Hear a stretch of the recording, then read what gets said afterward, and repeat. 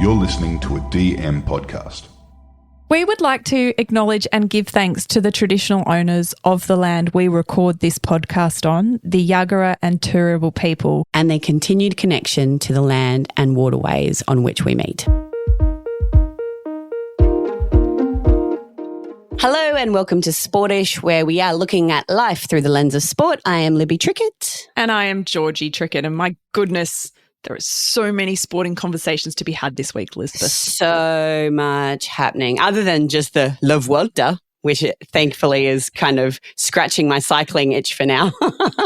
Are you still watching all the cycling? Yeah, I'm still on it, Georgie. I haven't got off it. Like after the Tour de France Femme avec Swift, I've been craving something cycling related. So this is and especially because we haven't had the F1 as well. So I know exciting. The F1 comes back this weekend. I know, I'm so excited. Already we're getting the paddock looks walking through, and also all the chatter about where's Christian going next? Is he going to Cadillac? Yes. Is that where Sergio's going to end up? Is Valtteri going to be driving there as well? Like, who will the drivers be? Who will the players be? You can almost imagine what it's going to look like when they walk into the room for the next season of Drive to Survive. Oh, it's going to be so good. Imagine if Christian's still involved. I think he will be. I definitely like this. I thought he would be gone. Like, I thought that was him done with F1, move on to some consulting roles. I don't know, something outside of the F1. He's a competitor, Lib. Like, he's not going to walk away. He's a bulldog, that's for sure. He didn't get to choose when he left. No. So it hasn't been on his terms. That's if true. If Cadillac offer him, he'll take it, 100%. Yeah. I just feel like it's not a good move for them. I mean, it depends what you're looking to achieve. Yeah, well, that's true. If you want good team spirit and culture, possibly not. But if you want to win, possibly. And the money talks, Lib. Yeah, absolutely. I totally agree. Yeah, so it'll be interesting. I can't wait to see it. And I love that Toto's just dropped the curtain, showing everyone warts and all how he feels about Christian now. I know. Like, so sweary. There's no pretenses about it anymore. He's like, that guy, I don't need him. Move on with my life. That's so good. This week you messaged me and said, we have to talk about Serena. Yes. And we have not had a conversation about this. We are just going in and seeing where this goes. We're just raw dogging it. I hate that term. It is just so awful. It's my favorite term. Raw dogging life. So I'm fascinated what your take is on this. So for those who have kind of been living under a rock for the last week, Serena Williams. Judgment. No judgment. That's totally fine. I mean, you're probably off social media, which is a wonderful thing for you. All power to you. No, we love that for you.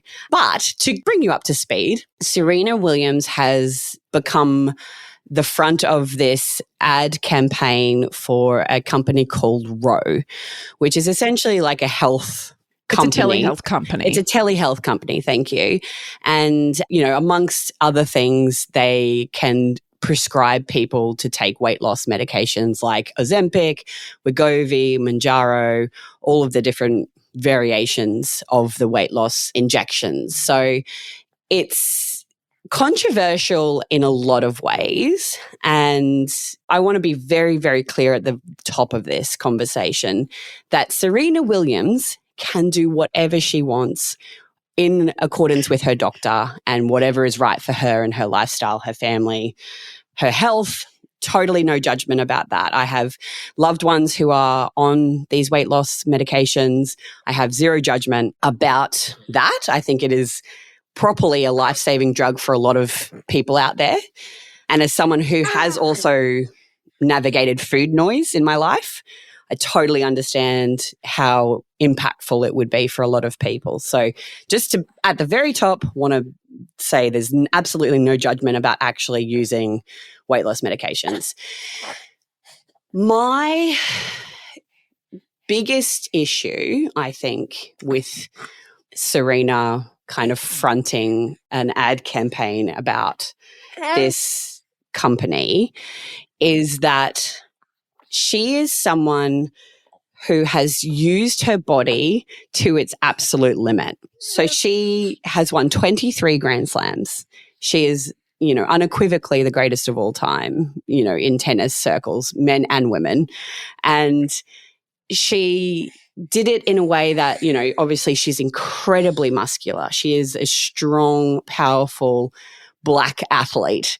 And that just went against so many norms of what the expectation was. And she absolutely dominated her sport for decades. And that was just such an incredible thing, I think, of beauty to witness as a fan of tennis, as someone who, was an athlete herself, like to see someone who kind of goes against those normal ideals of beauty was just so incredibly cool. And so then to see her front this ad campaign, which, is controversial anyway because her husband's like an investor in the company. So it's like feels cash grabby, which I don't love anyway. But then to kind of have this idea that even though her body has birthed 2 children, she won a Grand Slam while pregnant. She's won 23, but still somehow her sense of worth and value of herself has to be made smaller because her body didn't fit into some definition of beauty. I found that really confronting, and whether or not that's the case for her, I understand that may not be exactly what it is. Maybe she does have some health issues that, were aligned with, carrying a little bit of extra weight after pregnancy. That might be very well the case. But what it looks like from the outside is that we as women have to be made smaller, even if we are the greatest athlete of all time in our chosen sport. Yeah, so interesting. I think I saw it and immediately I found it jarring to have an athlete endorsing a medical product. I think in Australia, we have very strict rules from the TGA that medications are not actively marketed to the consumers and to the public. Think that is a good point because in Australia, we just don't have that. In that respect, that's also very jarring for sure. So I was like, oh, that's a lot. And technically, she's not endorsing Ozempic, Wegovy, Mounjaro. No, she's endorsing Ro, which is the telehealth company. Yeah, so yes, and that is a really good point. But she's quite actively in the campaign talking about the use of these GLP-1s. And also in the photos, she's injecting herself. So yeah, so there's that.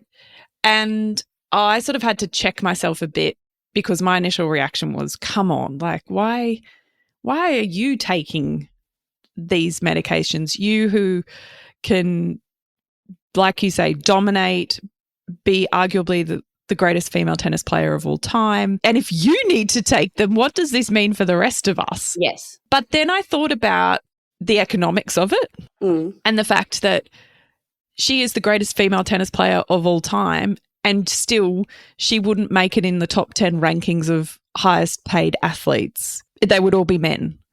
So we have created a situation where people like Serena Williams need to make money or want to make money. Oh, absolutely not, Georgie. I call bullshit on that.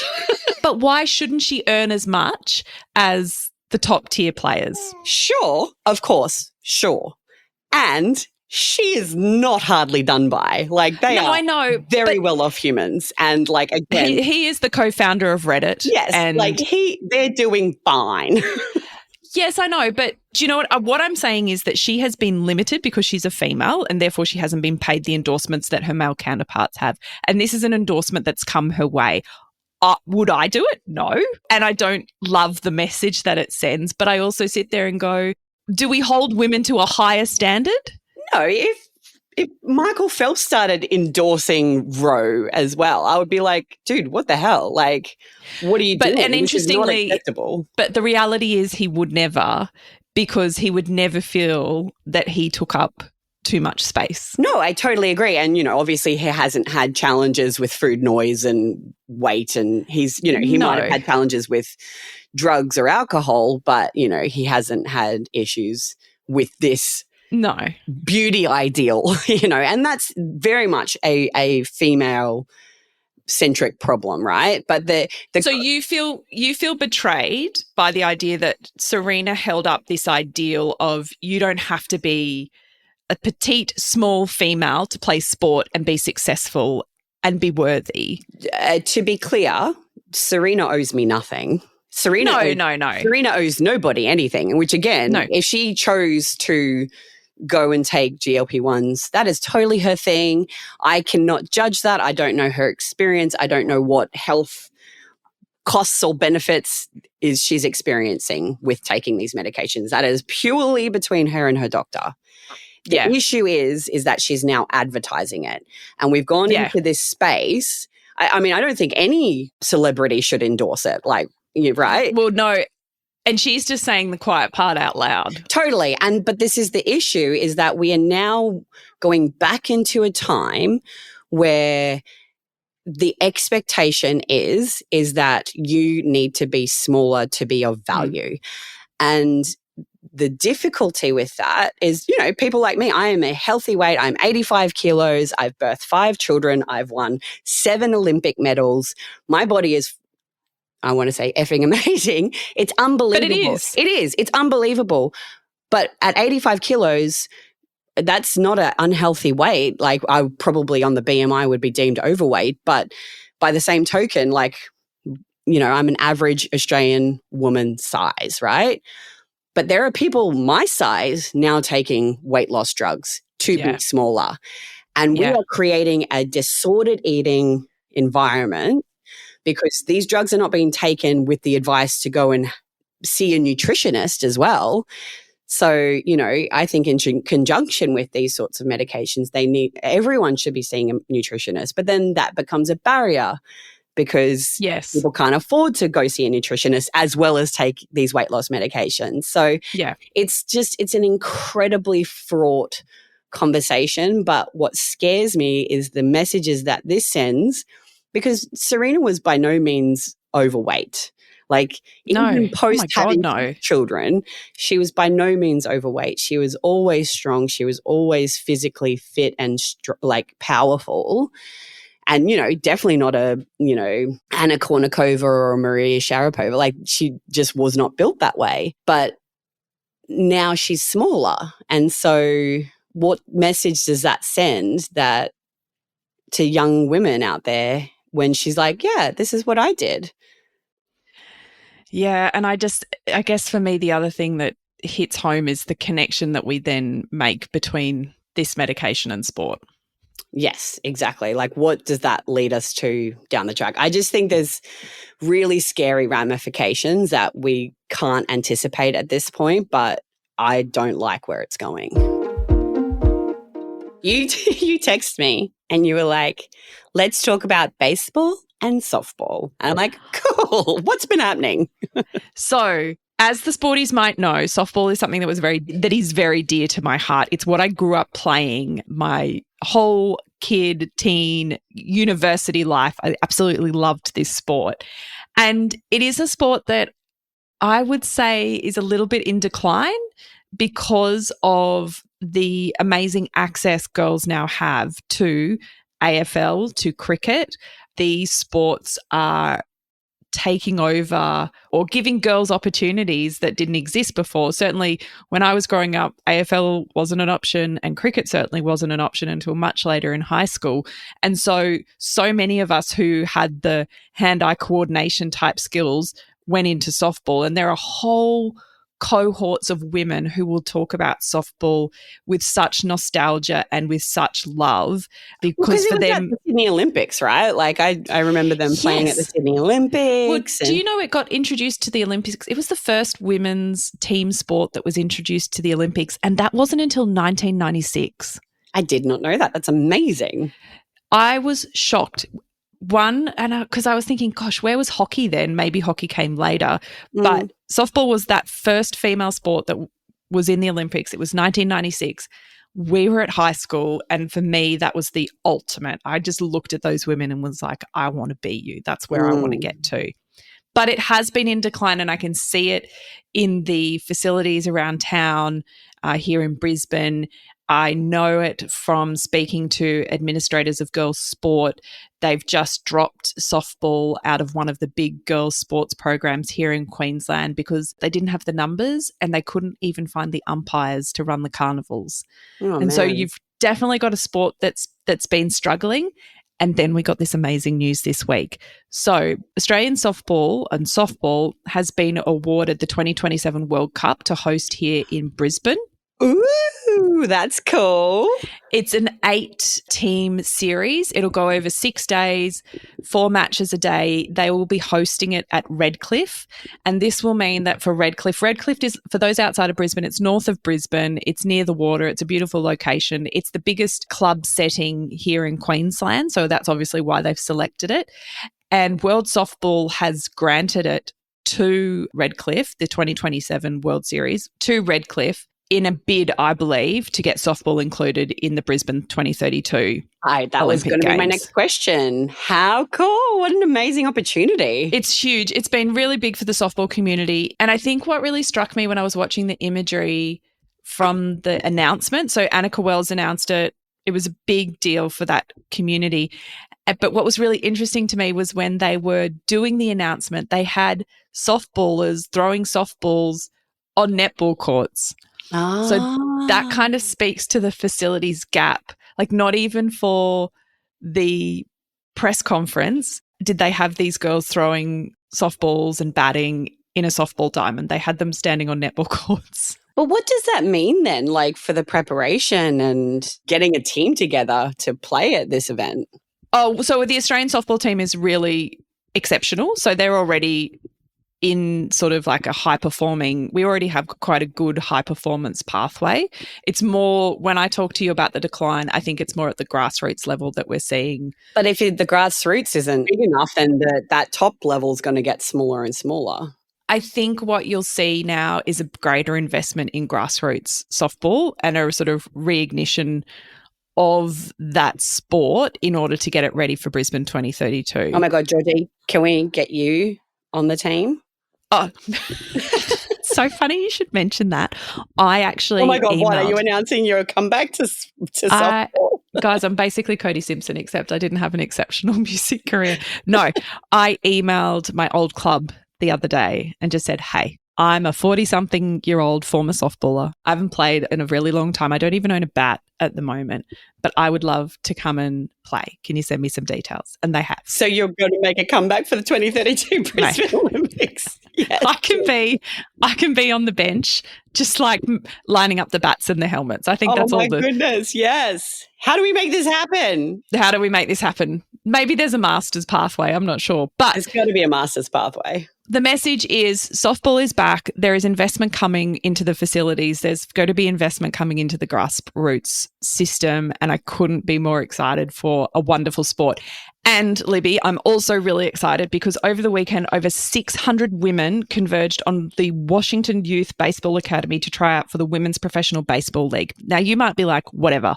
Why is this a big deal? It's a big deal because women in America, worldwide, have never been able to play baseball at a professional league level. So it always was the case. Yeah, right. So they would get to a point in Little League and then they would have to go and play softball because there was no pathway for them. Oh my So they goodness. would grow up playing baseball and then they'd have to move to softball. But there's been this push to create a professional league. 600 women have gone there. They range in age from 17 to 57. Yes, Georgie, you're in. I can't play baseball. It's a different sport. Same. They got balls. They've come from all around the world. There are 4 Aussies that have gone into this draft. They're not sure how many they'll be able to pick out of it, but it gives me vibes of a league of their own when they were trying to pull together a league and they had that. Incredible. They pulled together these women and trialed them and then put them into teams. That's what it's speaking to me. So they're literally creating a women's baseball league. Yep. That is so cool. For the first time since the war, it would appear. What an awesome time to be alive. It's good. So cool. I love seeing that. That's like, I don't know. It's funny because, you see the creation or the accessibility of lots of sports for women. And obviously that's going to kind of spread everyone out a little bit more. And, you know, that could have different sorts of ramifications. But I think what's exciting is that girls who wouldn't have played sport or who would have, you know, dropped out of sport earlier because their particular love didn't have a pathway for them means that they get to play for longer and hopefully keep playing for the rest of their lives or just be involved in sport in some way, shape or form for the long term. And I bloody love that. Oh, it's awesome. We often say it, we're living in a moment, and I think we'll look back and go, wow, that was quite incredible to have been a part of it. So, Lib, you and I, as the sporties will know, are quite obsessed with F1. Yes. And I mean, as we said at the top of the show, it's back on this weekend. It's back on. We're excited. And recently I had a bit of time in between, you know, cycling races and school holidays and all that sort of thing to watch F1 Academy. Yes. So F1 Academy is like the women's version of Drive to Survive, about the women's side of driving. With our mate Susie Wolf. With our mate, our queen, Susie Wolf. We love So Susie. Susie Wolf, for those who don't know, is the head of F1 Academy. So she's one of the producers on this documentary. She is also the only female driver to have ever raced in an F1 car. So she was part of I don't know if it wasn't like a warm-up, but she did some of either testing or she did some of the qualifying laps for Williams when she was a reserve driver for them. So amazing. Which is incredible. Just as an aside, I love that you didn't lead with she's the wife of Toto Wolff. Oh, quite deliberately. Yes. No, I know. That was awesome. Well done, you. Because, well, but I mean, she is amazing in her own right. And Toto is quite frankly likely to be her husband. Correct. Toto, the husband of Susie Wolf. I think he would agree too. Yes, I totally think he would agree. So Susie Wolf has put together F1 Academy. F1 Academy is like a training ground for the females who are coming up through Formula Racing. Is that the overarching category? Is that how we talk about it? So it's the female category. She has done this documentary with Hello Sunshine. That's Reese Witherspoon's production company. CEO is Australian Sarah Harden.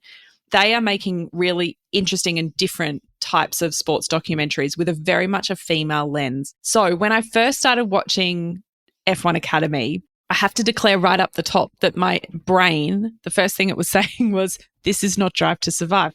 This is not Drive to Survive. Where's my black background on the interviews and all that sort of thing? Yeah. So for the first couple of episodes, there was absolutely this adjustment of me going, what is this?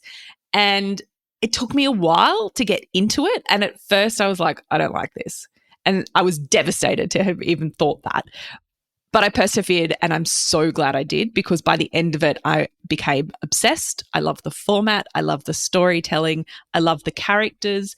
I think it's a very interesting way that they've done it. It's not a replica of Drive to Survive, and full credit to them for doing that. Yeah, I think that's a good call. You don't want it to be the same as what the men are doing. No. And I think, you know, you might, if you've been deep in Drive to Survive universe, you might find that a bit jarring at first, but you've got to keep going.